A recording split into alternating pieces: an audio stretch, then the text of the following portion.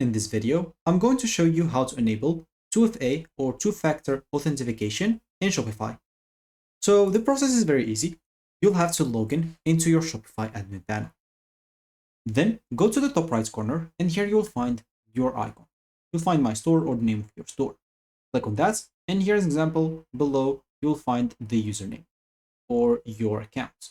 Not the store, but your account. So just go and click on that and this will open a new tab. On the left panel, you'll find two things. You'll find General and Security. Go and click on Security. Here, where you will be able to turn on and enable the 2FA. So I would advise you as well to add some passkeys. Passkeys are very easy to use and very, very secure.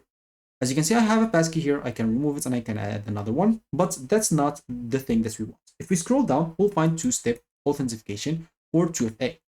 And here, all I need to do, just go and click on turn on. And of course, they will have to verify that it's me. I can use the password or I can use the passkey. Because I have the passkey, so I'm going to use that. So the passkey will be only available for each device. So you cannot use the same passkey on another device, an example. And now I need to set up the Authenticator app. So go and download any Authenticator app that you have as an example. For me, I do have one right here in my phone. I'm just going to pull up my phone and open an Authenticator app. And I have a scan option here in my app. I'm just going to click on that and I'm going to scan the QR code right there.